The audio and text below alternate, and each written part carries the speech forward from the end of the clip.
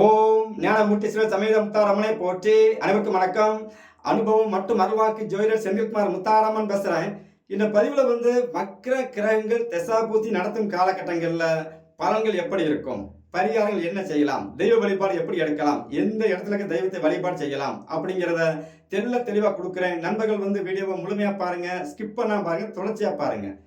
வக்ர கிரகங்கள் தசாபுத்தி அப்படிங்கிறது யோகமான நிலையில் இருந்தால் கூட நீங்கள் கவனமாக இருக்க வேண்டும். ஏன் அப்படின்னு கேட்டீங்கன்னா, கிரகங்கள் வக்கரம் ஆகுது அப்படின்னாலே இயல்புக்கு மாறாக ஒரு விஷயத்தை செய்ய போகுதுன்னு அர்த்தம். அந்த கிரகம் கோபமான நிலையில் இருக்குதுன்னு அர்த்தம். ஒரு மனுஷன் சாதாரணமா இருந்து பேசுறதுக்கும் கோபமான நிலையில இருக்கும்போதுக்கும் அவருடைய மனநிலை எப்படி இருக்குமோ கிரகங்களும் அதே தன்மையில் தான் செயல்படும். கிரகங்கள் உங்களுக்கு யோகமான நிலையில் இருந்தால் கூட, நல்ல ஆதிபத்தியம் பெற்று இருந்தால் கூட, அது 1-5-9 1-4-7-10 என்று சொல்லக்கூடிய லாபஸ்தானம் சம்பந்தப்பட்ட இடங்கள்ல இருந்தால் கூட ஏதோ ஒரு கெடு பலனை உங்கள் ராசி லக்கணப்படி என்ன கொடுக்கணுமோ அதை தெளிவாக கொடுக்கும். அப்போ நீங்க வழிபாடு முறைகளை நீங்கள் சரியாக கையாள வேண்டும். அப்படி கையாளும் போது தான் உங்க வாழ்க்கை ஜெயிக்கும். சரி, வக்ர கிரகங்கள் எப்படி கணக்கெடுக்கிறது அப்படின்னு கேட்டீங்கன்னா, ராகு கேதுகளோடு எந்தெந்த கிரகங்கள் சேருதோ இது அனைத்துமே பார்த்தீங்கன்னா தன் இயல்பு நிலையை கரெக்டாக சரியாக செய்யாது. ஏன்னா வக்ரம் சம்பந்தப்பட்ட கிரகமே பார்த்தீங்கன்னா ராகு கேது. இந்த ராகு கேது தொடர்பில் என்னென்ன கிரகங்கள் இருந்தாலும் அது அனைத்தும் ரிவேஸ்டாக தான் பலனை கொடுக்குமே தவிர நேரடியாக பலனை கொடுக்காது.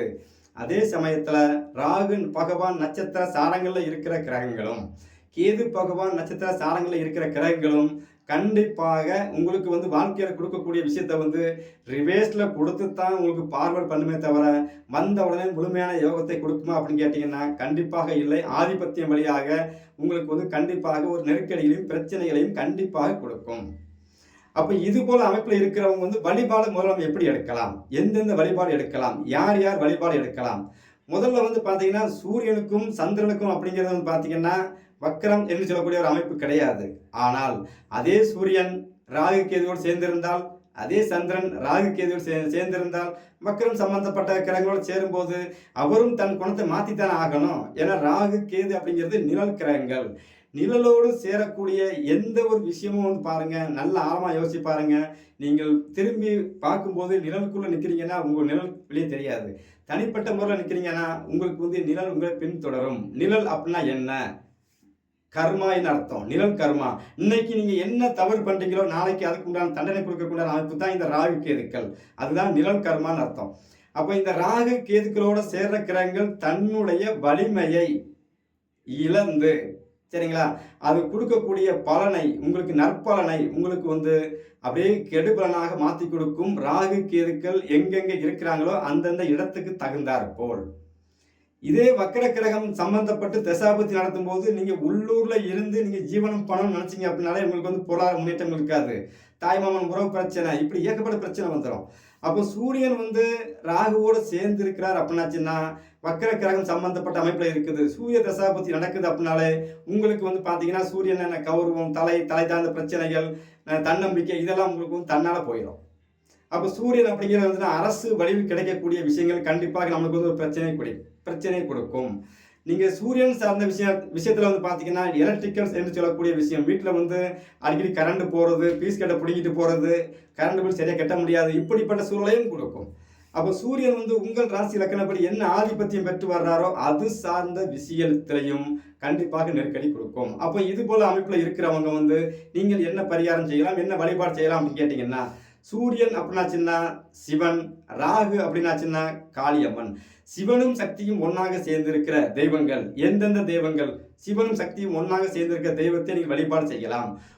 ஒரு காளியம்மன் கோவிலுக்குள்ள ஒரு சிவலிங்கம் வச்சு வழிபாடு செய்கிறாங்க, இது போன்ற தெய்வத்தை தேர்ந்தெடுத்து வழிபாடு செய்வது சிறப்பு. அல்லது ஒரு பெரிய கோவில் இருக்குது, கோவில் அருகில் ஒரு காளியம்மன் கோவில் இருக்கு அப்படின்னாச்சுன்னா நீங்கள் சிவனை வழிபாடு செய்துவிட்டு உடனே காளியம்மனை வழிபாடு செய்ய வேண்டும். இப்படி நீங்கள் ஒரு சில வழிபாடு முறைகளை மாற்றி செய்யும் போது நல்ல முன்னேற்றங்கள் இருக்கும். ஏன்னா ராகு சூரியனோட சேர்ந்துட்டார், வக்கரமாய். சூரியன் வக்கர கிரகம் என்று சொல்லக்கூடிய ராகுவோடு சேரும்பொழுது அங்கே நிழலோடு சேர்ந்து ஒரு வெளிச்சம் நிழலோடு சேர்ந்து அங்கே வெளிச்சத்தை அவர் அந்த கிரகம் இழக்கும் பொழுது நீங்கள் இது போன்ற தெய்வங்களையும், அதாவது சிவனும் சக்தியும் ஒன்றாக சேர்ந்திருக்கிற தெய்வத்தை வழிபாடு செய்வது நல்ல முன்னேற்றத்தை கொடுக்கும்.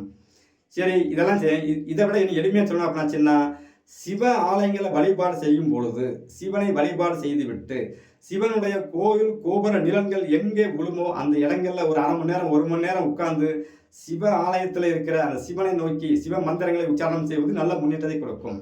இது சூரியனுக்கு. சந்திரனுக்கு எடுத்தீங்க அப்படின்னாச்சுன்னா சந்திரன் ராகு சம்பந்தப்பட்டுட்டு அப்படின்னாச்சுனாலே மனக்குழப்பம், தீராத பிரச்சனைகள், டென்ஷன், பெரிய பெரிய இடத்துக்கு ஆசைப்பட்டு அது மூலமா பெருநஷ்டம் அடைகிறது, தாய் வழி உறவு, இப்படி ஏகப்பட்ட பிரச்சனைகளை கொண்டு வந்துடும். மனம் அப்படிங்கிறது ஒரு நிலையில இருக்காது. இதை செய்யலாமா அதை செய்யலாமா அப்படி மனம் பறக்கும். பெரிய பெரிய விஷயத்தை சாதிக்கணும்னு சொல்லி மனசு இயங்கும். இது போல அமைப்புல இருக்கிறவங்களுக்கு அம்பாள் வழிபாடு முறை எடுப்பதை விட காளியம்மன் வழிபாடு முறை எடுப்பது ரொம்ப ரொம்ப முன்னேற்றம். ஏன் அப்படின்னு கேட்டீங்கன்னா, ராகு பகவான் சந்திரனோட தனிப்பட்ட முறை சந்திரனாக இருந்தால் அது அம்பாள் தெய்வங்கள், ராகுவோடு சேரும்போது அது காளியம்மனாக மாறும். அப்போ காளியம்மன் வழிபாடு எடுப்பது, உக்கிரமான காளியம்மன் வழிபாடு எடுப்பது, ஆவேசமாக இருக்கக்கூடிய காளியம்மன் வழிபாடு எடுப்பது ரொம்ப முன்னேற்றத்தை கொடுக்கும். அதே சமயத்தில் சந்திரனால் வரக்கூடிய பிரச்சனைகள்னு சொல்லக்கூடிய விஷயம் என்ன அப்படின்னு கேட்டினா, மனம் தெளிவாக இருக்கணும். அப்போ அது காளியம்மன் வழிபாடு எடுத்தால் மட்டும் தான் ஜெயிக்க முடியும். சரி, காளியம்மன் வழிபாடு மட்டும் எடுத்தால் போதுமா அப்படின்னு கேட்டிங்கன்னா, நீர்நிலையில் அருகில் இருக்கிற சரிங்களா அம்மன் தெய்வங்கள், புற்று ஓரமாக இருக்கக்கூடிய காளியம்மன் தெய்வங்கள், இது போன்ற தெய்வத்தை கெட்டியா பிடிச்சிக்கங்க. சரி, ஒரு காளியம்மன் கோவிலுக்கு தான் போகிறோம், நல்ல வழிபாடு செஞ்சாச்சு, வேற என்ன பண்ணலாம் அப்படின்னு கேட்டிங்கன்னா, அந்த காளியம்மன் கோவில் கோபுர நிழல் எந்த பக்கம் விழுதுன்னு பாருங்க. அந்த நிழல்ல ஒரு அரை மணி நேரம் 1 மணி நேரம் இருந்து நீங்க வழிபாடு செய்யும்போது நல்ல முன்னேற்றம் கிடைக்கும். எதுக்கு இதுல நிழலை ஜாயின் பண்றீங்க அப்படின்னு கேட்டீங்கன்னா, ராகுனா நிழல், கோபுரம் அப்படிங்கிறது பார்த்தீங்கன்னா இறைவன். அந்த கோவில் கோபுர நிழல் எங்கே விழுதோ அந்த நிழல்ல நீங்க இருக்கும்போது ராகுவின் ஆதிக்கத்துக்குள்ள போய் உட்கார்ந்துடுறீங்க. அங்கே அம்மனை வழிபாடு செய்து விட்டு காளியம்மனை வழிபாடு செய்து விட்டு அந்த ராகுன்னு சொல்லக்கூடிய நிழல்ல போய் நீ உட்காரும் போது அங்கே சந்திரன் ராகு சேர்க்கை உங்கள் தோஷத்தை நிவர்த்தி செய்யும். சரி, கோவில் இப்போ ஒரு மாரியம்மன் கோயிலை வழிபாடு செய்கிறோம், நீங்கள் சொல்கிற மாதிரி அந்த மாதிரி பெரிய கோயில் கோபுரம் இல்லை, ஆனால் மரம் இருக்கிறது, மர நிழலில் உட்காரலாமான்னு கேட்டிங்கன்னா கண்டிப்பாக உட்காரலாம். ஏன்னா நிழல் அப்படின்னாலே ராகு தான். அப்போ பெரிய ஆலமரமாக இருக்குது, அந்த ஆலமரத்து அடியில் ஒரு காளியம்மன் இருக்குது, ஒரு மாரியம்மன் இருக்குது, வழிபாடு செய்யலாமா? கண்டிப்பாக வழிபாடு செய்யலாம். ஏன்னா ராகு என்று சொல்லக்கூடிய மரத்து நிழலில் தான் அந்த அம்பாலே உட்கார்ந்துருக்கும் போது அங்கே போய் நீங்கள் வழிபாடு செய்யும் போது சந்திரன் ராகு நல்ல முன்னேற்றத்தை கொடுக்கும், மனம் தெளிவாக இருக்கும். அடுத்து பார்த்தீங்கன்னா செவ்வாய் ராகு சம்பந்தப்பட்ட அப்படின்னாலே விபத்து சார்ந்த விஷயங்கள், சகோதரர்களுக்கும் பிரச்சனை, கடன் சார்ந்த பிரச்சனைகள். செவ்வாய் உங்கள் ராசி லக்னத்துக்கு என்ன ஆதிபத்தியம் பெற்று வர்றாரு அது சார்ந்த விஷயங்கள், இடம் நிலம் சார்ந்த பிரச்சனைகள், இடத்துல பார்த்தீங்கன்னா தடம் பிரச்சனை அதிகமாக இருக்கும். இந்த செவ்வாய் ராகு சம்பந்தப்பட்டவங்களுக்கு எங்கேயாவது பக்கம் இடம் வாங்கி போட்டிருப்பாங்க, அதில் தான் பொலி தகராறு வரும். இந்த தடம் எனக்கு தான் அப்படிம்பாங்க, அவங்க எனக்கும்பாங்க. இதில் 2 பேரும் முட்டிக்கிட்டு என்ன பண்ணுவாங்கன்னா கோர்ட்டு கேஸில் போய் இருப்பாங்க. இது போன்ற தடம் பிரச்சனைகள், ராகுனா தடம், பாம்பு போகும் தடம் போட்டு போகுதுல்ல, இது மாதிரி ராகுனா தடம் சார்ந்த பிரச்சனைகளும் இருக்கும். வீட்டு பக்கத்தில் ஒரு இடம் வாங்கி போட்டிருப்பீங்க, அங்கே பக்கத்து வீட்டுக்காரங்க சுற்றி வெளியே அடைச்சிருவாங்க, உடனே பிடிச்சி நம்ம அவங்கள பிடிச்சி அடித்து மண்டையை உடைச்சி அது கோர்ட்டு கேஸ் இப்படித்தான் வரும். ஏன்னா ராகு அப்படிங்க செவ்வாய்னாலே விவேகம் அடிச்சடி சண்டை. செவ்வாய் மீசக்காரங்க சண்டை போட தானே செய்வார். கூடவே ராகு சேரும்போது என்னாகும், அது பெரும் கோபமாக மாறும். அப்போ இது போல அமைப்பில் இருக்கிறவங்க நீங்கள் முருகன் வழிபாடை எடுப்பது நல்ல முன்னேற்றத்தை கொடுக்கும். சரி, அந்த முருகன் வழிபாடை எப்படி எடுக்கிறது? ஆவேசமாக இருக்கக்கூடிய முருகன், ஆவேசமாக இருக்கக்கூடிய முருகன்னா என்ன அப்படின்னு கேட்டிங்கன்னா, சூரனை வதம் செய்த முருகன். சரிங்களா? திருச்செந்தூர் முருகன் எடுத்துக்கோங்க, பழனிமலை முருகன் எடுக்கலாம். பழனிமலை முருகனுமே பார்த்தீங்கன்னா ராஜ அலங்காரத்தோடு இருக்கும்போது எடுக்க வேண்டும். சரிங்களா? அதாவது திருமண கோலத்தில் இருக்கிற முருகன் அப்படிங்கிறது இந்த செவ்வாய் ராகுக்கு சப்போர்ட் ஆகாது. செவ்வாய் உங்களுக்கு ஆண் ராசியில் இருக்கும்போது முருகப்பெருமானையும், உக்கிரமாக இருக்கக்கூடிய முருகப்பெருமானையும், சிக்கல்ல இருக்கக்கூடிய முருகப்பெருமானையும், சிங்கார வேலைன்னு சொல்றோம்ல, இந்த மாதிரி முருகனையும் வழிபாடு செய்யலாம். அதே சமயத்துல அந்த செவ்வாய் ராகு சேர்க்கை அப்படிங்கிறது பெண் ராசியில் அமைஞ்சிட்டு அப்படின்னாச்சுன்னா காளியம்மன் வழிபாடு எடுத்துக்கோங்க. அதுதான் செவ்வாய்னா வீரம், வேகம். வீரம்னா என்ன? வீரமாக இருக்கக்கூடிய பெண் யார் அப்படின்னு கேட்டிங்கன்னா, பெண் தெய்வம்னு கேட்டிங்கன்னா அது காளியம்மன். அதே சமயத்தில் பார்த்தீங்கன்னா அது உக்கிரமாக இருக்கக்கூடிய தெய்வங்கள். இதிலே பார்த்தீங்கன்னா வக்ர கிரகங்கள் உங்களுக்கு எந்த நிலையில் இருந்தாலும் சப்போர்ட் பண்ணுறதுக்கு தமிழ்நாட்டில் ஒரு மிகப்பெரிய பிரபலமான ஒரு கோவில் இருக்குது. அது எந்த கோவில் அப்படின்னு கேட்டிங்கன்னா, என் அன்னையின் திருக்கோவில் என்று சொல்லக்கூடிய குலசேகரப்பட்டினம் ஞானமுதீஸ்வரர் சமேத முத்தாரம்மன் திருக்கோவில், என் அன்னையின் திருக்கோவில் இருக்குது. அங்கே நீங்கள் வழிபாடு செஞ்சிட்டீங்க அப்படின்னாலே ஒட்டுமொத்த பிரச்சனை சரியாக போச்சு. ஏன்னா ராகு அப்படின்னா காளியம்மன், கேது அப்படின்னா ஞானம் மூர்த்தீஸ்வரர் என்று சொல்லக்கூடிய சிவனையும், காளி அம்மன் என்று சொல்லக்கூடிய முத்தாரம்மனையும் ஒன்றா சேர்த்து இருக்கக்கூடிய தலம் வந்து பார்த்தீங்கன்னா என் அன்னையின் திருத்தலம். அந்த திருத்தலத்துக்கு வந்தீங்க அப்படின்னாச்சுனாலே உங்களுக்கு வந்து ராகு கேதுக்கள் வக்கர கிரகங்கள் திசாபுத்தி எது நடந்தாலும் சரி நல்ல முன்னேற்றங்கள் இருக்குமே தவிர பின்னடைவுகள் கண்டிப்பாக இருக்காது. பொருளாதார இழப்புகள் இருக்காது, உயிர் இழப்புகள் இருக்காது. நீங்கள் என்ன விஷயத்தை நோக்கி வரீங்களோ அந்த விஷயம் கண்டிப்பாக அரங்கேறும். ஏன்னா காளி அம்மன் தசரா திருவிழா என்று சொல்லக்கூடிய திருவிழா நடக்கும். அந்த காலகட்டங்களில் வந்து பார்த்தீங்கன்னா புரட்டாசி மாதம் காளியம்மன் கூட்டமாக அங்கே வரக்கூடிய பக்தர்கள் அனைவருமே வந்து பார்த்தீங்கன்னா மனிதர்களாக வராமல் தெய்வங்களாக, சரிங்களா, அவங்கவுங்க நேர்த்திக்கு இறைவன்கிட்ட வேண்டிய நேர்த்திகடன் கேட்டார் போல வந்து அவங்கவுங்க வேஷம் கட்டி வருவாங்க. ராகு கேதுனா என்ன? நிழல், இயற்கைக்கு மாறாக. அதாவது ஒரு மனிதன் வந்து கோபமாக இருக்கிறான், சரிங்களா, அப்படியே இயல்புநிலைக்கு மாறுறான்னு சொல்கிறான். ரிவேஸ்ட் மனிதனாக போகாமல் ஒரு தன்னைத்தானே மாற்றி போயிட்டு வர்றதான் அந்த ராகு கேதுக்கள். அப்போ இது போல் அமைப்பில் இருக்கிறவங்க வந்து ராகு கேது சம்பந்தப்பட்ட தசாபுத்தி நடந்தாலும் சரி, வக்கர கிரகங்கள் தசாபுத்தி நடந்தாலும் சரி, ஒன்றும் போட்டு மனசை அலட்டிக்க வேண்டாம். என் அன்னையின் திருக்கோவிலில் வந்து வருஷம் ஒரு தடவை சரியாக வந்து நீங்கள் வழிபாடு செஞ்சு பாருங்கள். உங்கள் வாழ்க்கையில் எப்பேற்பட்ட பிரச்சனை இருந்தாலும் சரி அடியோடு அகண்டுவிடும். இது என் தாய் முத்தாரம்மன் எனக்குள் இருந்து உணர்த்திய விஷயங்கள். எனக்கு ஏன் இவ்வளோ ஆழமாக சொல்கிறேன் அப்படின்னு கேட்டிங்கன்னா, எனக்கு வந்து சூரியன் சந்திரன் என்று சொல்லக்கூடிய கிரகம் வந்து பார்த்தீங்கன்னா வக்கர கிரகம் என்று சொல்லக்கூடிய புதன் பகவான் நட்சத்திர சாரம். அதே சமயத்தில் புதன் வக்கரம், குரு வக்கரம், செவ்வாய் வக்கரம், சரிங்களா, சனி வக்கரம், எல்லா கிரகம் வக்கரம். ஆல்ரெடி ராகுகேது வக்கரம். அப்போ வக்கரம் இல்லாத கிரகம் யார் அப்படின்னு பார்த்தீங்கன்னா ஒரு ரெண்டு பேர் தாங்க, சரிங்களா. சூரியன் சந்திரன் தான். அதுவும் வக்கர கிரகம் நட்சத்திர சாரங்களே உட்காந்தாச்சு. இங்கே சுக்கிர பகவானும் பார்த்தீங்கன்னா சனி பகவான் நட்சத்திர சாரங்கள். அப்போ பார்த்தீங்கன்னா 9 கிரகங்களும் வக்கர கிரகங்கள் நட்சத்திர சாரத்தில் இருந்தால் எனக்கு திசாபுத்தி நடந்துட்டு இருக்குது. பிறந்ததுலேருந்து நடந்துட்டு இருக்குது, சரிங்களா. அதனால தான் என்னமோ தெரியல, என் அன்னை எனக்கு ரொம்ப பிடிக்குது. என் அன்னை வந்து என்னை விட்டு கொடுக்க மாட்டாங்க, நானும் என் அன்னையை விட்டு கொடுக்க மாட்டேன். இந்த ஜோதிடம் என்று சொல்லக்கூடிய விஷயத்தை வந்து என் சிரசுக்குள்ளே வந்து புகுத்துனதே என் அன்னை தான். இதெல்லாம் ஏன் அப்படின்னு கொஞ்சம் ஆழமாக யோசிக்கும்போது எனக்கு கிடைச்ச விஷயத்தில் நான் எந்த தெய்வத்தையும் கையெடுத்து எனக்கு அது வேணும் இது வேணும் கேட்டதே கிடையாது. ஏன்னு கேட்டிங்கன்னா எனக்கு அந்த சிந்தனையும் வர்றதும் கிடையாது. நம்பினால் என் அன்னை முத்தாரம்மன் ஒருவேளை அப்படிங்கிற மாதிரி 9 கிரகங்களும் வக்கர கிரகங்கள் சம்பந்தப்பட்ட நட்சத்திரங்கள், பார்வை, சேர்க்கை இப்படித்தான் எனக்கு இருக்கிறதுனால நான் எந்த ஒரு தெய்வத்துமே வந்து நான் விரும்பி கும்பிட்றதில்லை, என் அன்னை முத்தாரம்மன் திருக்கோவிலை தவிர. அப்போ வக்கர கிரகங்கள் தசாபத்தி நடக்கும்போது நீங்கள் வந்து இந்த தெய்வத்தை கரெக்டாக கெட்டியாக பிடிச்சிங்கன்னா, என் அன்னையை கெட்டியாக பிடிச்சிங்க அப்படின்னாச்சுன்னா எப்பேற்பட்ட பிரச்சனையாக இருந்தாலும் சரி அந்த பிரச்சனைக்கு அங்கே நிவர்த்தி உண்டு, சரிங்களா. அடுத்து வந்து பார்த்தீங்கன்னா குரு பகவான் வக்கரமாக இருக்கிறார் அப்படின்னாலே நல்லா செக் பண்ணி பாருங்க.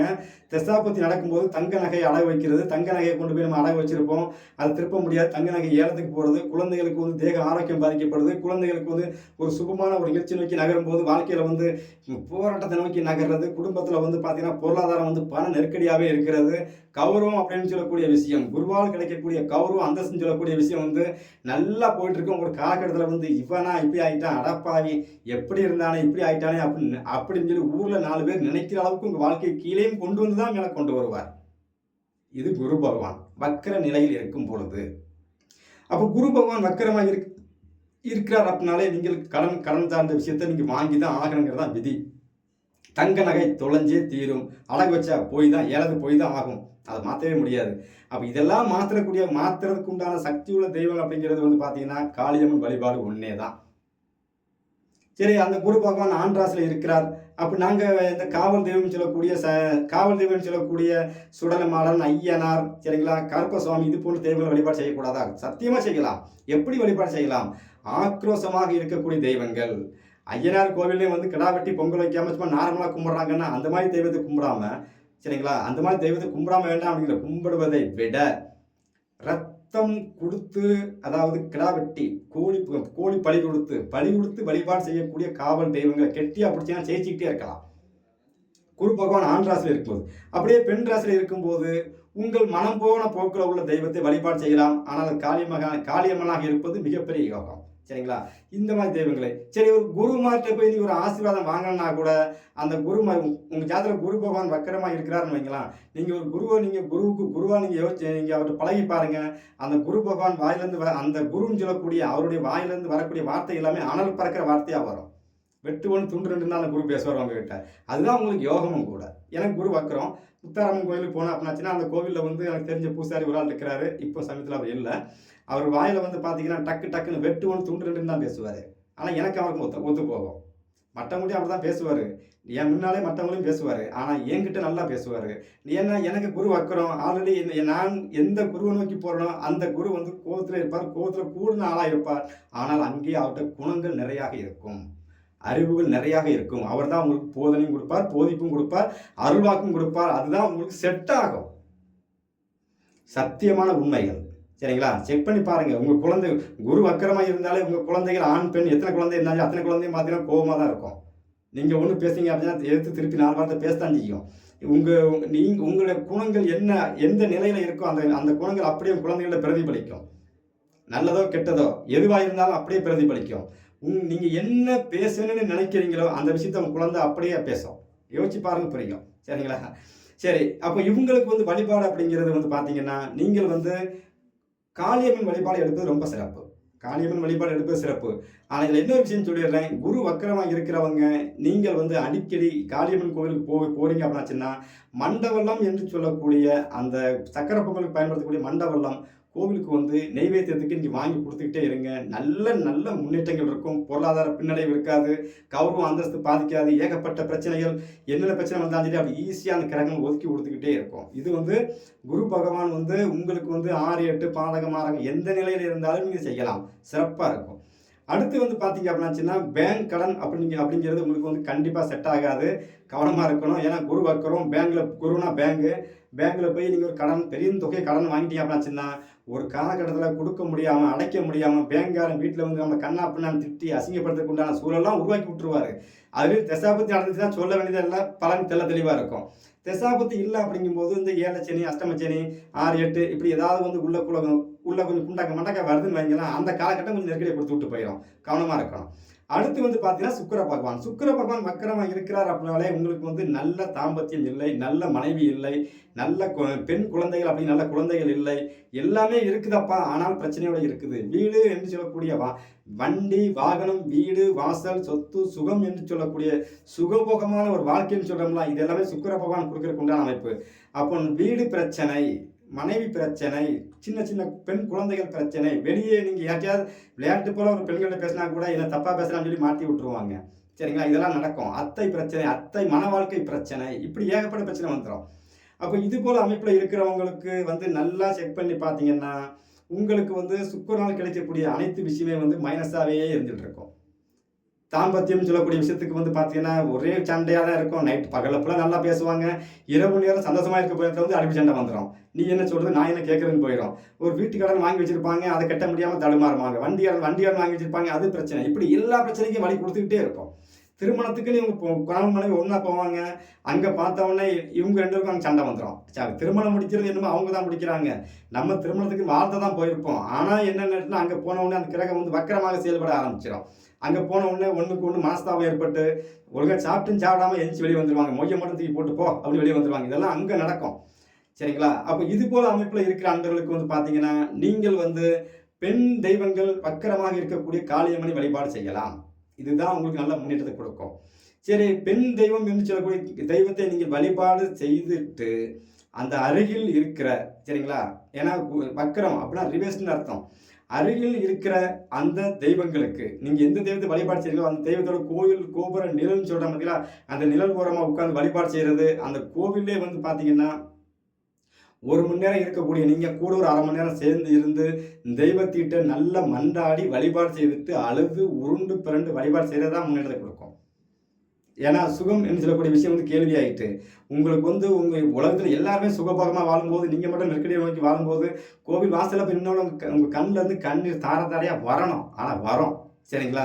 நீங்கள் போய் கும்பிட்டு பாருங்கள், வரும். இதுதான் உங்களுக்கு வந்து நல்ல அதாவது இறைவன் சன்னிதானத்தில் உங்கள் கண்ணீர்கள் சிந்த வேண்டும். இறைவன் திருக்கோவில் எந்த கோவிலாக இருந்தாலும் சரி, கோவிலில் போய் நிற்கிறீங்க, இறைவன் திருக்கோவிலில் வந்து கண்ணீர் வந்து சிந்திக்கிட்டே இருக்கணும். இது போல் நீங்கள் வழிபாடு செய்யும்போது தான் முன்னேற்றத்தை கொடுக்கும். அடுத்து வந்து பார்த்தீங்க அப்படின்னாச்சுன்னா காளியம்மன் வழிபாடு நான் சொல்லிட்டேன். அந்த காளியம்மன் வழிபாடு எடுக்க முடியாதவங்க உங்கள் குலதெய்வம் இஷ்ட தெய்வம் கோயிலெல்லாம் வழிபாடு செய்கிறீங்கன்னா அங்கே வந்து பார்த்தீங்கன்னா கோயில் அந்த பெண் தெய்வங்களுக்கு வந்து பார்த்தீங்கன்னா வீரப்பல் மாட்டியிருப்பாங்க. சரிங்களா? கண்மலர் வீரப்பல் மாட்டி எந்தெந்த தெய்வங்கள் இருக்கோ அந்த தெய்வத்தை நீ வழிபாடு செய்யலாம்.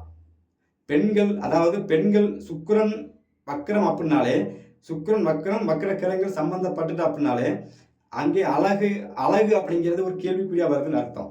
அப்போ நீங்க மாரியம்மன் அலங்காரமா இருக்கிற மாரியம்மனை வழிபாடு செய்வதை விட, அதே காளியம்மன் சம்பந்தப்பட்ட அமைப்புல வந்து வீரப்பல், கோர பல்லு மாட்டி, கண்மலர் மாட்டி, அந்த தெய்வத்தை பார்த்தா அகோரமாக, கோவமாக இருக்கிற மாரி தெய்வங்கள் தான் உங்களுக்கு சப்போர்ட் பண்ணும். ஆனா காளியம்மன் அப்படிங்கிறது ஆல்ரெடி காளியம்மனுக்கு வீரப்பல் எல்லாமே இருக்கும். சரிங்களா? அப்படி வழிபாடு செய்யலாம். சில கோவில்ல வந்து பார்த்தீங்கன்னா, அலங்காரமே இல்லனாலும் பரவால்ல, வீரப்பல் மட்டுமே மாட்டி வச்சிருப்பாங்க. அந்த தெய்வத்த பார்த்தாலும் கொஞ்சம் அச்சமா இருக்கும் நம்மளுக்கு. "எப்பா சாமி இப்படி இருக்குதப்பா பயங்கரமா." இந்த மாரி தெய்வம் தான் உங்களுக்கு சப்போர்ட் பண்ணும். சரிங்களா? இந்த மாரி தெய்வத்தை நீங்க வழிபாடு செய்யலாம். அடுத்து வந்து பார்த்தீங்கன்னா, புதன். புதன் வக்கரமா இருக்காருன்னா ஒண்ணும் சொல்ல வேண்டியதே கிடையாது. படிப்பு போச்சு, புத்தி போச்சு. சரிங்களா? நீங்க சொல்றது தான் நான் சொல்றது தான் வேத வாக்கு அப்படிம்பீங்க. தப்பா பேசினாலும் சரியா பேசணும்னு சொல்லி வாதாடம், வாக்குவாதங்கள். பக்கத்து வீட்டுக்காரன் பிரச்சனை, சகோதர பிரச்சனை, இடம் பிரச்சனை, காலி நிலங்கள் பிரச்சனை, டாக்குமெண்ட் பிரச்சனை, செக்யூரிட்டி போட்டு கையெழுத்து போட்டு குடுத்துருப்போம். அதுல பிரச்சனை. இப்படி ஏகப்பட்ட பிரச்சனை கொண்டு வந்துரும். ஏன்னா புதன்னா புத்தி. புத்தியில என்ன செய்யணும்னு தெரியாம செஞ்சுட்டு இருப்பீங்க. படிப்பு சார்ந்த விஷயங்கள். அடுத்து வந்து பார்த்தீங்கன்னா, புதன் அப்படின்னா உங்கள் வீட்டில உள்ள இளம் வயது குழந்தைகள் சம்பந்தப்பட்ட அமைப்பு. அப்போ கல்வியிலே வந்து தடை குடுத்துக்கிட்டே இருக்கும். அப்போ செக்கிலி போட்டு நீங்க வந்து யாரும் கையெழுத்து போட்டு குடுக்கக்கூடாது. சீட்டு பணம் போட்டு நம்ம எடுக்கணும்னு சொல்லி நீங்க போட்டீங்க அப்படின்னாச்சுன்னா, கடைசியில எடுக்கலாம்னு நினைச்சீங்கன்னா, சீட்டு கம்பெனிக்காரன் கொண்டு போயிருவான். முதல்ல எடுத்தீங்கன்னா உங்களால கட்ட முடியாது. இது போன்ற பிரச்சனை வந்துரும். அப்ப சீட்டு பணம் போட்டு வாங்கல் இது போன்ற விஷயங்கள். பணம் குடுக்கறதுக்கு, வாங்குறதுக்கு யாருக்கும் ஜாமீன் சம்பந்தப்பட்ட விஷயம் நீங்க போட்டீங்கன்னா, அந்த பணம் ஒட்டுமொத்தமா நீங்க தான் கட்டுற மாரி இருக்கும். அப்ப காலை நிலங்கள் பிரச்சனை. இப்படி ஏகப்பட்ட விஷயங்கள் உள்ள இருக்குது. அப்போ அடிக்கடி வந்து பார்த்தீங்கன்னா, இவங்களுக்கு வந்து கோர்ட்டு, கேஸ்ன்னு சொல்லக்கூடிய விஷயத்துக்கு நீங்க போயிட்டு வர்ற மாதிரி இருக்கும். உங்களுக்காக நீங்க போகாட்டியும் ஃப்ரெண்ட்ஷிப் போடுவான், பக்கத்து வீட்டுக்காரங்க கூப்பிடுவாங்க, இல்ல யாராவது ஒருத்தர் கூப்பிடுவாங்க. நீங்க போய் கையெழுத்து போடுற மாதிரி இருக்கும். அட்வொகேட்ட பார்த்து பேசுற மாதிரி இருக்கும். இது போன்ற விஷயங்களும் வந்துரும். அப்போ இந்த மாதிரி அமைப்புல இருக்கிறவங்க நீங்க யார வழிபாடு செய்யலாம்? சுக்கிர பகவானுக்கு ஒரு விஷயம் சொல்லிடுறேன். பிரித்திங்கிரா தேவின்னு சொல்லக்கூடிய வக்கரமான தெய்வம்னு சொல்றோம்ல, பிரித்திங்கிரா தேவி, லட்சுமி நரசிம்மர் இந்த மாதிரி தெய்வத்தையும் நீங்க சுக்கிரன் வக்கரமா இருக்கவும் செஞ்சு வழிபாடு செய்யலாம். சரிங்களா? இதுல புதன் அப்படிங்கிறது வந்து பார்த்தீங்கன்னா, பெருமாள் அம்சத்துல உள்ள தெய்வங்கள். நரசிம்மர் வழிபாடு. ஏன்னா, அங்கே புதன் சொல்லக்கூடிய புதன்னாலே பெருமாள். பெருமாள் வந்து சிரிச்சுக்கிட்டு சாந்தமா இருக்கிற கோகுல கண்ணா வா வா அப்படின்னு பாடுறத விட, நரசிம்ம தெய்வமே வணங்கும்போது தான் அங்க புதன் வேலை செய்வார். சரிங்களா? அப்பதான் பக்கத்து வீட்டு பிரச்சனை எல்லா பிரச்சனையும் நிவர்த்தி ஆகும். நீங்க வந்து சாந்தமான தெய்வத்தை வழிபாடு செய்வதை விட, இது போன்ற தெய்வத்தை வழிபாடு செய்யலாம். சரி பெரிய பெரிய கோவில்ல போய் நாங்க வழிபாடு செய்றோம். ஆனா தெய்வங்கள் சாந்தமா தான் இருக்கு. நாங்க என்ன செய்யலாம்னு கேட்டேன்னா, அப்ப அந்த கோவில்லே வந்து பார்த்தீங்கன்னா, எல்லாரும் வலது பக்கம் இருந்து இடது பக்கம் போய் வழிபாடு செய்றாங்கன்னா, நீங்க இடது பக்கம் இருந்து வலது பக்கம் வந்து அந்த திருக்கோவில வலம் வந்து இறைவனை வழிபாடு செய்துவிட்டு, அந்த கோபுர நிழல்ல உட்கார்ந்துட்டு வாங்க. வக்ரம்னா அதுதான். சரிங்களா? கோவிலுக்கு முன்னால நின்னு நீங்க உங்க வேண்டுதல சொல்லுவதை விட, கோவில்ல வந்து இறைவன் கருவறைக்கு பின்னால வந்து அந்த கோமுகம் தீர்த்தமெல்லாம் வரும்ல, அதுக்கு அந்த பக்கத்துல பின்னால நின்னு, அந்த இறைவனை நீங்கள் வரம் கேட்கும்போது நல்ல முன்னேற்றங்கள் கிடைக்கும். இது போன்ற பரிகாரம் செஞ்சுக்கலாம். சரிங்களா? அடுத்து வந்து பார்த்தீங்க அப்படின்னா, உங்க வீட்டு பக்கத்துல இருக்கிற தெய்வங்கள். அந்த தெய்வத்தை நீங்க வழிபாடு செய்யலாம். ஆனால் அந்த தெய்வம் வந்து பார்த்தீங்க அப்படின்னாச்சுன்னா, இயல்புக்கு மாறாக இருக்க வேண்டும். சைவ பூஜை போடுற தெய்வமா இருக்கிறத விட, அசைவ பூஜை போடக்கூடிய தெய்வமா இருந்தா நல்ல முன்னேற்றம் கிடைக்கும் இந்த புதன். அடுத்து வந்து பார்த்தீங்க அப்படின்னாச்சுன்னா, சனி பகவான். சனி பகவான் வக்கரமா இருக்கிறார் அப்படின்னாச்சுன்னா, தொழில் சார்ந்த விஷயத்துல கவனமாக இருக்க வேண்டும். ஒரு தொழில் அப்படிங்கிறது கண்டிப்பா உங்களுக்கு லாஸ் குடுக்கும். சரிங்களா? நீங்க எவ்வளவுதான் முதல் போட்டாலும் சரி, சொந்த தொழில்ல வந்து லாஸ் விஷயத்த குடுத்து தான் உங்களுக்கு முன்னேற்றத்த குடுக்கும். அப்ப சொந்த தொழில்ல வந்து முதல்ல செய்யக்கூடிய தொழில வந்து நீங்க வந்து லாபம் முதல் குறையா போட்டு நீங்க செஞ்சுட்டு மறுபடியும் அதே தொழில வந்து பெரிய அளவு மாற்றி கொண்டு வரலாம். ஒரு தொழில லாஸ் பண்ணிட்டோம் அப்படிங்கிறதுக்காக அந்த தொழில நீங்க விட்டு போக வேண்டாம். அதே தொழில மறுபடியும் நீங்க தொடரலாம். நல்ல முன்னேற்றம் இருக்கும். அடடா! ஒரு தொழில் செஞ்சோம், சரியில்ல அப்படின்னு சொல்லி நீங்க அதே தொழில விட்டுட்டு இன்னொரு தொழில கையில எடுத்தீங்கன்னா, அந்த தொழில்ல பெருநஷ்டம் ஏற்படும். அதற்கு பதிலாக எந்த தொழில நீங்க முதல்ல கையில பிடிச்சீங்களோ, அந்த தொழில லாஸ் வந்துட்டா, ஒரு 4 மாசம் விட்டுருங்க. தொழில் செய்யாம விட்டுட்டு, அப்புறம் பார்க்கலாம்ப்பா அப்படின்னு சொல்லி அப்படியே ஓரம் கட்டி விட்டுட்டு, மறுபடியும் அதே தொழில நீங்க முயற்சி எடுத்தீங்கன்னா ஜெயிச்சுக்கிட்டே இருக்கலாம். இதுக்கு அடியேனும் சாட்சி. எனக்கு வந்து சனி வக்கரம். அதான் முதல்ல சொல்லிட்டேனே. நான் வந்து முதல்ல வந்து பழைய இரும்பு வியாபாரம்னு சொல்லக்கூடிய பாத்திர வியாபாரத்துக்கு ஊர் ஊரா போய் பழைய இரும்பு வாங்கி வியாபாரம் பண்ணிக்கிட்டு இருந்தேன். ஒரு காலகட்டத்தில வந்து பார்த்தீங்கன்னா, தொழில் வந்து நஷ்டமாகுது. சரி வேண்டாம்ப்பா இந்த தொழில் வேண்டாம் விட்டுருவோம்னு சொல்லி விட்டுட்டு, மளிகை கடை, கேபிள், டீ கடை இது எல்லாமே ஒரே நேரத்தில வச்சு ரூ. 1,50,000 ஒரு 25 வருஷத்துக்கு முன்னால லாஸ் பண்ணேன். இன்னைக்கு 15 லட்சம் கணக்கு இருக்கு, மதிப்பு இருக்கும். ஒரே வருஷத்தில அந்த அமௌண்ட் அப்படியே காலி. ஏகப்பட்ட கடன். அந்த ரூ. 1,00,000 கடனா போச்சு. இன்னைக்கு ரூ. 15,00,000 மதிப்பு, 15, 20,00,000 மதிப்பு இருக்கும். சரிங்களா? அன்னைக்கு இந்த காலகட்டத்துக்கு இன்னைக்கு காலையில செக் பண்ணி பாருங்க புரியும். ஒரே வருஷம் அந்த ரூ. 1,50,000 என் வீட்ல வச்சு டெய்லி ரூ. 1000 எடுத்து நான் செலவு பண்ணியிருந்தா கூட காசு மிச்சமாயிருக்கும். எல்லாமே இழந்து போச்சு. அந்த 1,50,000 வாங்குறது பணம் மட்டுமே. அது போக 20 பவுன், 30 பவுன் நகையும் போயிருக்குது அந்த இடத்துல. சரிங்களா? இதெல்லாம் எப்படி போச்சுன்னே தெரியல. அப்படி போயிரும். அதுக்கு பதில் மறுபடியும் வந்து அதே பழைய தொழில் தான் செஞ்சுட்டு இருக்கிறேன். சரிங்களா? அதே தொழில், பழைய தொழில், பழைய விரும்பு வியாபாரத்தையும் பண்ணிக்கிட்டே தான் உங்களுக்கு ஜாதகம் சம்மந்தப்பட்ட விஷயத்த, இந்த அன்னை குடுக்குற விஷயத்த நமக்கு தெளிவா குடுத்துட்டு இருக்கிறேன். அப்போ சனி பகவான் வக்கரமா இருக்கிறவங்க வந்து ஒரு தொழில் சரியில்லைன்னா விட்டுட்டு அடுத்த தொழிலுக்கு போறத விட, தொழில் சரியில்லைனா அப்படியே தூக்கி வண்டிய ஓரமா கடைய பூட்டி போட்டு ஒரு 4 மாசம், 5 மாசம் கழிச்சு மறுபடியும் அதே தொழில நீங்க ரன் பண்ணும்போது நல்ல முன்னேற்றங்கள் இருக்கும். சரிங்களா? அடுத்து சனி பகவான் அப்படினாலே வந்து பார்த்தீங்கன்னா, வீட்ல உள்ள வயதானவங்கன்னு அர்த்தம். அப்ப வீட்ல உள்ள வயதானவங்க வந்து ஏதோ ரூபத்துல வந்து உங்களுக்கு வந்து டென்ஷன் குடுத்துட்டு தான் இருப்பாங்க. சரிங்களா? நீங்க என்ன செஞ்சாலும் அங்க ஒரு குறை கண்டுபிடிச்சுட்டே இருப்பாங்க. அட போப்பா நீ அத செய்ற, இத செய்றன்ட்டு. அதே அமைப்பு வந்து வயதானவங்க வந்து நார்மலா இருக்கும்போது நல்லா பேசியிருப்பாங்க. உங்களுக்கும் வயது ஏற ஏற அவங்களுக்கும் அளவுக்கு அதிகமான வயது வரும்போது என்ன ஆகும்னா, அவங்களால உங்களுக்கு டென்ஷன் இருக்கும். சரிங்களா? அவங்கள கொஞ்சம் வாக்குவாதம் பண்ணாம, சரி வயசானவங்க இப்படித்தான்ப்பா அப்படின்னு சொல்லி கடந்து போங்க. அதான் கரெக்ட். சரிங்களா? அப்ப சனி அப்படினாலே சனி பகவான் அப்படினாலே நல்லா பாருங்க, காவல் தெய்வங்கள். ரோட்டோரமாக எல்லையோரமாக இருக்கிற காவல் தெய்வங்கள் அது வக்கரமா இருப்பதனால வந்து கிடா வெட்டி பொங்கல் வச்சு வழிபாடு செய்யக்கூடிய அந்த காவல் தெய்வங்களை கெட்டியா பிடிச்சிக்கிங்க. அதுக்கு பார்த்தீங்கன்னா முனீஸ்வரன், கருப்பசுவாமி, சுடலமாட சுவாமி, சரிங்களா, ஐயனார் போன்ற காவல் தெய்வங்கள் கிடா வெட்டி பொங்கல் வைக்கிற காவல் தெய்வமாக இருந்தால் நல்ல முன்னேற்றமாக இருக்கும். பொருளாதார ஏற்றங்கள் சிறப்பாகவே இருக்கும். எல்லளவு உங்களுக்கு கஷ்டமே இருக்காது. சரிங்களா? நார்மலா ஒரு தெய்வம் இருக்குது, அங்க கிடா வெட்டி பொங்கல் வைக்கிறதுல நார்மலா இருக்குது அப்படின்னாச்சுன்னா, உங்களுக்கு அங்க போகும்போது பெரிய முன்னேற்றங்கள் இருக்காது. தெய்வங்கள் எல்லாமே ஒண்ணுதான். அது பலன் கொடுக்கும். உங்க ஜாதகப்படி அது உங்களுக்கு பலன் கொடுக்காது. போயிட்டு வரும்போது பெரிய முன்னேற்றங்கள் இருக்காது. அதே ரத்தம் சம்பந்தப்பட்ட விஷயங்கள பலி கொடுத்து வழிபாடு செய்யக்கூடிய, அசைவ பூஜை செய்யக்கூடிய தெய்வங்களை வழிபாடு செய்யும்போது நல்ல முன்னேற்றங்கள் இருக்கும். பொருளாதாரத்துல வந்து பெரிய மாற்றங்கள் இருக்கும். சரிங்களா? அடுத்து வந்து பார்த்தீங்கன்னா, சனி பகவான் அப்படினாலே வந்து கால பைரவர் தான். கால பைரவரை கெட்டியா பிடிச்சுக்கிங்க. நல்ல முன்னேற்றம். கால பைரவர்லயும் வக்கரமா இருக்கிறவங்க வந்து ஆக்ரோஷமா இருக்கிற கால பைரவரை பிடிச்சுக்கலாம். பிடிச்சுக்கலாம். சிவ ஆலயங்கள்ல போய் நீங்க வழிபாடு செய்றீங்கன்னா, ருத்ர தாண்டவம் ஆடுற மாதிரி இருக்கிற தெய்வமா இருக்கணும். மிகப்பெரிய யோகம். சரிங்களா? ருத்ர தாண்டவம் ஆடுறார்ல சிவன். இந்த மாதிரி சிவன் ஆலயமா இருக்கணும். சாந்தமா இருந்து அருள் பாலிக்கிற தெய்வமாக இருந்தால் பெரிதளவு முன்னேற்றங்கள் இருக்காது. சரி, சிவ ஆலயத்திலும் வழிபாடு செய்யலாம். ஆனா சனி வக்கரமா இருக்கிறார். என்ன பண்றது? வக்கரம் அப்படினாலே வந்து பார்த்தீங்கன்னா, உங்களுக்கு இயல்புக்கு மாறாமன்னு அர்த்தம். சரிங்களா? அந்த கோவில்ல வந்து பார்த்தீங்கன்னா, கோவில்ல வந்து கோவில் கோபுரங்கள் சிதிலடைஞ்சு சேதனமாகி பழமையான கோவிலா இருக்குது. கருவறைக்குள்ள வந்து சிவன் மட்டும் தான் இருக்கிறாரு. யாருமே உள்ளன்னு கும்பல. அந்த கோவில பார்த்தா இருட்டா தெரியுது. உங்களுக்கு சிறப்பான்னு கேட்டீங்கன்னா, அந்த இருட்டு கருவறைக்குள்ள பார்க்கும்போது இருட்டா இருக்கும். உள்ள ஒரே ஒரு வெளிச்சம் போட்டிருப்பாங்க. விளக்கு போட்டிருப்பாங்க. அந்த விளக்குல அந்த சிவலிங்கம் மட்டும் தான் தெரியும். அந்த மாதிரி தெய்வத்தை கரெக்டா நீங்க தூரத்துல இருந்து எட்டி பாருங்க. சிவலிங்கம் உங்களுக்கு கண்ணுக்கு சிவலிங்கம் மட்டுமே தெரியும். அந்த சிவன் மட்டுமே காட்சி கொடுப்பார். இது போன்ற தெய்வங்களை நீங்க தேர்ந்தெடுத்து வழிபாடு செஞ்சீங்கன்னா ரொம்ப சூப்பரா இருக்கும். ரொம்ப ரொம்ப சூப்பரா இருக்கும். என் அன்னையின் திருக்கோயில்ல வந்து பார்த்தீங்கன்னா, கடற்கரையிலேருந்து வெளியே வரும்போது நான் அனுபவத்த சொல்றேன். கடற்கரையிலேருந்து வெளியே வரும்போது பார்த்தீங்கன்னா, ஒரு சிவன் கோவில் இருக்கு. சிதம்பரேஸ்வரர் கோவில் இருக்குது. அந்த கோவிலுக்குள்ள வந்து நான் உள்ள போறதில்ல. வெளியே நின்னு கேட்டு வாசலுக்கு வெளியே நின்னு அந்த சிவனை எட்டி பார்த்தோம்னா, அந்த தீப ஒளியில வந்து அந்த லிங்கம் மட்டும் கண்ணுக்கு தெரியும். அந்த காலங்கள்லாம் எனக்கு ரொம்ப பிரமாதமா இருக்கும். உள்ள போய் வழிபாடு செய்யும்போது பெரிய முன்னேற்றம் எனக்கு இல்ல. ஆனா வெளியே இருந்து கேட்டுக்கு வெளியே இருந்து அந்த கேட்டோட அந்த கம்பி வழியாக இறைவனை அப்படியே உள்ள பார்க்கும்போது அங்க இருக்கிற இறைவன் அப்படி காட்சி கொடுப்பான் பாருங்க. அதுதான் முன்னேற்றங்கள், அதுதான் பொருளாதார ஏற்றங்களை உங்களுக்கு அந்த கிரகம் வந்து கரெக்டா தூண்டி கொடுக்கும். சரியா போய் நீங்க அந்த தெய்வத்தை பார்க்கும்போது தான் உங்களுக்கு யோகமா இருக்கும். அதே தெய்வத்தை கிட்ட போய் பார்க்கும்போது பெருசா முன்னேற்றங்கள் இருக்காது. சரிங்களா? அனுபவத்துல உணர்ந்த விஷயம் அதான் சொல்றேன். இது என் அன்னையின் திருக்கோவிலில் கடற்கரை ஓரமா இருக்கிற சிதம்பரேஸ்வரர் என்று சொல்லக்கூடிய சிவனை வழிபாடு செஞ்ச அனுபவம். அதை அதனால உங்களுக்கு தெளிவா சொல்றேன். சரிங்களா? அடுத்து வந்து பார்த்தீங்க அப்படின்னாச்சுன்னா, ராகு கேது. ஆல்ரெடி ராகு கேது வக்கர கிரகங்களே. சரிங்களா? வக்கர கிரகங்கள் சொல்ல வேண்டியதே கிடையாது. அப்ப ராகு பகவான் வக்கரமா ராகு பகவானாலே வக்கரம் தான். ராகு தசை நடந்தாலே காளியம்மன் வழிபாடு உங்களுக்கு இழுத்துட்டு போயிடும். நான் சொல்ல வேண்டியதே கிடையாது. யார் ஒருவருக்கு ராகு பகவான் உங்கள் ராசியில எந்த இடங்கள்ல இருந்து தசாபுத்தி நடத்தினாலும் சரி, நீங்கள் வந்து தினசரி காளியம்மனை பார்க்காமல் இருக்க முடியாது.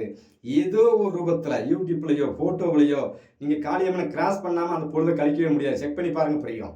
சரிங்களா? அப்போ உங்களுக்கு வந்து காளியம்மன் வழிபாடு அப்படிங்கிறது ரொம்ப ரொம்ப ரொம்ப சிறப்பு. காளியம்மன் வழிபாடு ஆல்ரெடி நீங்க எடுத்துருவீங்க. அந்த காளியம்மன் கோவில்ல போய் வழிபாடு செஞ்சுட்டு கோயில்ல வந்து கோயில் கோபுர நிழலையும் உட்கார வேண்டும். இதுதான் உங்க பரிகாரம். கோயில் கோபுர நிழலையும் உட்கார வேண்டும். கோவிலுக்குள்ள போகும்போது வந்து பார்த்தீங்கன்னா, எல்லாரும் நேர்வழில போறாங்கன்னா, நீங்க ஒரு ரூ. 10 கூட ரூ. 10 குடுத்து 50க்கு 100 குடுத்து குறுக்கு வழியில போணும்னு தான் நீங்க ஆசைப்படுவீங்க. அதுதான் உங்களுக்கு யோகமும் கூட. அப்படி போறது சிறப்பும் கூட. ஏன்னா பாம்பு அப்படிங்கிறது நேர்வழில எங்கேயும் போகாது. அது சந்து பொந்து கிடைச்சுனா பூந்து குறுக்கு வழில போய் நம்ம தான் முதல்ல பார்க்கணும்னு ஆசைப்படும். ஆனா ராகு தசை நடக்கிறவங்களுக்கு காளியம்மன் கோவில்ல போய் வழிபாடு செஞ்சீங்கன்னா, அந்த இறைவன் வந்து எத்தனை பேர் இருந்தாலும் சரி, உங்கள விட சரியா முன்னால கூப்பிட்டு நிறுத்துவான். வாடா என் முன்னால வந்து நில்லு. என்ன பாரு. காட்சி பார்த்துட்டியாடா? நல்லா பார்த்துட்டியா? நல்லா கும்பிட்டியா? உனக்கு என்ன வேணும்? ஏன்னா திசையே ராகு திசை. சரிங்களா? உள்ள இருக்கிறதே காளியம்மன். நீங்க போய் நின்ன உடனே அங்கே ஒரு 100 பேர் இருப்பாங்க. 100 பேரையும் தாண்டி உங்கள தான் அந்த அம்பாள் கிட்ட வச்சு உங்கள அழகு பார்ப்பா. ஆனால் உங்கள் வழிபாடு முறை அப்படிங்கிறது நீங்க சரியா கொண்டு போகும்போது வரங்கள் உங்களுக்கு பரிபூரணமா கிடைக்கும். சரிங்களா? கேது திசை அப்படின்னாச்சுனாலே கனெக்ட் பண்ணி பாருங்க. ஞானம், ஞானம், ஞானம். அப்ப கேதுன்னா விநாயகர் வழிபாடு, விநாயகர் வழிபாடு, ஆஞ்சநேயர் வழிபாடு. அடுத்து வந்து வாளுள்ள தெய்வங்கள், மனித முகம் இல்லாமல் விலங்கு முகமாக இருக்கக்கூடிய தெய்வங்கள். லட்சுமி நரசிம்மர், சரிங்களா? வராக பெருமான், விநாயகர் பெருமான், ஆஞ்சநேயர், இது போன்ற தெய்வங்கள் உங்களுக்கு நல்ல கெட்டியா நீங்க பிடிச்சிக்கிங்க, நல்ல முன்னேற்றத்தை கொடுக்கும். இதுதான் வக்கரக்கிரகம் சம்பந்தப்பட்டது. இது 12 ராசியில எங்கே இருந்தாலும் எப்படி இருந்தாலும் நீங்கள் வழிபாடு முறை இப்படித்தான் எடுக்க வேண்டும். அப்படி எடுக்கும்போது நல்ல முன்னேற்றமா இருக்கும். இதுல ஒரு சின்ன விஷயம் சொல்லிடுறேன். வக்கர கிரகங்கள்ல வந்து ராகுவோட ஒரு கிரகம் சேர்ந்து இருக்குன்னா, கோயில் கோபுரத்துக்கு உள்ள கோவில் வந்து இருக்குது. கோயிலுக்கு முன்னால போகும்போது ஒரு 100 அடி 200 அடிக்கு முன்னால வந்து பெரிய ராஜகோபுரம் வச்சிருக்கிறாங்க. அந்த ராஜகோபுரத்துக்கு வழியா நீங்க உள்ள போய் அந்த தெய்வத்தை வழிபாடு செஞ்சா நல்ல முன்னேற்றம். அதே கேது பகவானோட கிரகங்கள் சேர்ந்து இருக்குது. அந்த கிரகங்கள் தசாபுத்தி நடத்துது அப்படின்னாச்சுன்னா, கோவிலுக்கு முன்னால வந்து பார்த்தீங்கன்னா சும்மா ஒரு ஆர்சி மாதிரி வச்சிருப்பாங்க. சிம்பிளா ஆர்சி மாதிரி இருக்கும். சரிங்களா? அந்த மாதிரி தெய்வமா ஆர்சி மாதிரி இருக்கும். அந்த மாதிரி இடங்களுக்கு உள்ளோடு போகிற மாதிரி இருக்கணும். நான் சொல்ல சின்ன வளைவாக கொடுத்துருப்பாங்க. அந்த வளைவு வழியாக உள்ளே போகிற மாதிரி போனீங்கன்னா ரொம்ப சிறப்பு. அதே ராஜகோபுரம் மாதிரி இருந்தால் அப்படின்னா ராகு. இது வந்து என் அன்னையின் திருத்தலத்தில் வந்து பார்த்தீங்கன்னா முத்தாரம் கோயிலில் தெள்ள தெளிவாக இருக்கும். விநாயகர் போலீஸ் ஸ்டேஷன்லேருந்து வெளியே வந்தீங்க அப்படின்னா சின்ன ஆர்சி கொடுத்துருப்பாங்க. அந்த வழியாக உள்ளே போகிறவங்களுக்கு வந்து கேது பகவான் ஆதிக்கம் உங்களுக்கு இருக்கிறவங்க அந்த வழியாக உள்ளே போய் வந்தீங்கன்னா முத்தாரம் வழி வந்தீங்கன்னா சூப்பராக வேலை செய்யும். ஆனால் ராகு பகவான் சம்பந்தப்பட்ட அமைப்பில் இருக்கிறவங்க வந்து நேரடியாக வந்து பஸ் ஸ்டாண்ட்லேருந்து இறங்கி அப்படியே உள்ளே வந்து நேரடியாக போனால் கோவிலுக்கு முன்னால் வந்து பார்த்தீங்கன்னா என் அண்ணன் திருத்த தேங்காய் உடைக்கிறதுக்குனே மேலே பார்த்தீங்கன்னா ஒரு பெரிய ராஜகோபுரம் மாதிரி இருக்கும். அந்த கோபுரம் வழியாக உள்ளே போகிறது ராகு. சரிங்களா? இதெல்லாம் நான் உணர்ந்து தான் தெளிவாக சொல்லிட்டு இருக்கேன். அப்போ இது போன்ற வழிபாடுகள் எடுக்கும்போது வாழ்க்கையில் நல்ல முன்னேற்றங்கள் இருக்கும். சரிங்களா? இதையும் தாண்டி கடைசி ஒரு பரிகாரம் சொல்லி வீடியோ முடிக்கிறேன். வீடியோ முழுசாக பார்க்குறவங்க ரொம்ப சந்தோஷம், ரொம்ப நன்றி. ஏன்னா டைம் தாண்டி போயிட்டு இருக்குது. நீங்கள் முழுசாக பார்த்தீங்கன்னா உங்களுக்கு பிரயோஜனப்படும். கடைசியாக ஒரு பரிகாரம் சொல்லி இந்த வீடியோ முடிக்கிறேன். சரி, வக்ர கிரகங்கள் திசாபுத்தி நடத்தும் போது நல்லா கனெக்ட் பண்ணிக்கோங்க. உங்கள் குடும்பத்தில் வந்து 9 கிரகங்களுமே ராகுவோட சேர்ந்திருந்தாலும் சரி, வக்கர அமைப்பில் கிரகங்கள் நட்சத்திர சாரங்கள் எப்படி வேணாலும் எடுத்துக்கோங்க. சூரியன் முதல் கேது வரை வக்கர கிரகங்கள் அமைப்பில் வந்து திசாபுத்தி நடக்குது உங்கள் வீட்டில் இருக்குது அப்படின்னாலே அந்த கிரகங்கள் என்ன நிலையில் இருக்கோ அதுக்கு தகுந்தாற் போல உங்கள் வீட்டில் வந்து கன்னி தெய்வங்கள், பெண் தெய்வங்கள், குழந்தையா இருக்கும்போது இறந்தது அல்லது கருவில் கலைந்தது அல்லது வந்து ஒரு குறிப்பிட்ட ஏஜில் குழந்தையா இருக்கும்போது இறந்தது, சிறு வயதில் இறந்தது, திருமணம் ஆகிறதுக்கு முன்னால் இறந்தது, தாத்தாவோட குழந்தைன்னு சொல்லக்கூடிய கன்னி தெய்வங்கள், சரிங்களா? அப்பா வழியில், அம்மா வழியில், தாத்தா வழி உங்களுக்கே ஒரு குழந்தை சார்ந்த விஷயங்கள் பிறந்து இறந்து இது போன்ற விஷயங்கள், அதே சமயத்தில் உங்கள் வயிற்றிலே கருகலைப்பு சார்ந்த விஷயங்கள் இது போன்ற தெய்வங்களும் கண்டிப்பாக சத்தியமாக உள்ள இருக்கும். அதைத்தான் நீ கெட்டியாக பிடிக்கணும். அதுதான் முதல் வழிபாடு. ஏன்னா சந்திரன் வந்து ராகுவோட சேரும்போது அங்கே தாய் வழி உறவு, சூரியன் ராகுவோட சேரும்போது தந்தை வழி உறவு, அங்கே வந்து செவ்வாய் சம்பந்தப்படும் பொழுது உங்களுடைய ரத்த உறவு அப்படிங்கிறது சகோதர சகோதரி உறவாக வந்துடும். அதே சமயத்தில் ரத்தம், செவ்வாயில ரத்தம், உங்களுடைய வயிற்றில் உருவான குழந்தையும் ரத்தமாக வரும். அந்த குழந்தை அதான் கருகலைப்பு சம்பந்தப்பட்ட விஷயங்கள் உங்க ரத்தத்துக்கு உருவான குழந்தைன்னு அர்த்தம். சரிங்களா? இது போன்ற உறவு. அடுத்து சுக்கிரன் அப்படின்னாச்சுன்னா அத்தை உறவு, அப்பாவோட தங்கச்சின்னு சொல்லக்கூடிய உறவு, பிறந்து இறந்து இது போன்ற அமைப்புகள். புதன் அப்படின்னாச்சுன்னா இளமையான பருவத்துல தாய்மாமன் உறவுன்னு எடுத்துக்கோங்க. இப்போ உங்களுடைய சகோதர சகோதரி உறவு இளமையான வயதில் இருக்கும் பொழுது அல்லது தாய்மாமன் பிறந்த உடனே இது போன்ற அமைப்பு உங்க குடும்பத்தில் இருக்கும். இந்த மாதிரி தெய்வங்கள், சரிங்களா? கன்னி தெய்வங்கள். அடுத்து வந்து பார்த்தீங்கன்னா குரு அப்படின்னாலே வந்து பார்த்தீங்கன்னா உங்களுடைய வயிற்றில் கருவில் உருவாகி அழிந்த குழந்தைகள், அதே சமயத்தில் வீட்டில் உள்ள குழந்தை, அதாவது தாத்தா பாட்டி அம்மா அப்பா இது போன்ற உறவு உங்களுக்கு இது எல்லாமே பார்த்தீங்கன்னா குழந்தை வடிவில் உள்ள கன்னி தெய்வங்கள். இது போன்ற தெய்வங்கள் உங்கள் வீட்டில் உங்கள் வம்சத்தில் உள்ளது தெய்வமாக இருக்கும், சத்தியமாக இருக்கும், கண்டிப்பாக இருக்கும். அந்த தெய்வத்துக்கு நீங்கள் வீட்டில் நீங்கள் சாப்பிட்ற உணவுகளை நீங்கள் படைச்சி, நீங்கள் ஆடை துணிமணி எடுக்கும்போது வச்சு நினச்சி வழிபாடு செய்ய செய்ய, ஒரு சொம்பு தண்ணி மோந்து வச்சு இப்படியே நீங்கள் வழிபாடு செய்ய செய்யத்தான் இந்த கிரகங்கள் யோகமாக வேலை செய்யுமே தவிர, மற்றபடி பிரபஞ்சத்தில் இருக்கக்கூடிய காளியம்மன், மாரியம்மன், மற்ற தெய்வங்கள் எல்லாம் வழிபாடு செய்யும் பொழுது இறைவனுடைய அனுக்கிரகங்கள் கிடைக்கும். ஆனால் உங்கள் வயிற்றில், உங்கள் குடும்பத்தில், வம்சத்தில் உள்ள இறந்து போன முன்னோர்கள், அது என்ன அமைப்பாக வருதோ அந்த தெய்வங்களை நீங்கள் வழிபாடு செய்யும்போது தான் உங்களுக்கு காசு, பணம், பொன், பொருளாதாரம் அனைத்து விஷயத்தையும் கண்டிப்பாக அந்த கிரகங்கள் கொண்டு வந்து கொடுக்கும். ஏன் அப்படின்னு கேட்டிங்கன்னா, கிரகம் வக்கரமாக இருக்குது அப்படின்னாலே உங்கள் வீட்டில் ஒரு குழந்தையாக இருக்கும் பொழுது ஆணோ பெண்ணோ சிதைஞ்சிருக்குது, வக்கரம் சிதைஞ்சிருக்குன்னு அர்த்தம். அந்த சிதைஞ்சு போன குழந்தையை நீங்கள் உயிர் கொடுக்குற மாதிரி நினைக்க நினைக்க நினைக்க வழிபாடு செய்ய செய்ய செய்யத்தான் உங்களுக்கு இந்த கிரகங்களை யோகமான நிலையில் வருமானத்தையும் பொருளாதாரத்தையும் கொடுக்கும். மற்றபடி இறை வழிபாடை எடுக்கும்போது இறைவன் பிரபஞ்ச கணக்குப்படி உங்களுக்கு இறைவன் ஆசி வழங்குவான். சரிங்களா? காசு பணம் கொடுக்கக்கூடிய இறைவன் ஆசி வழங்குவான். காசு பணம் பொருளாதாரம் வரும். ஆனால் அது மிச்சமாகாது.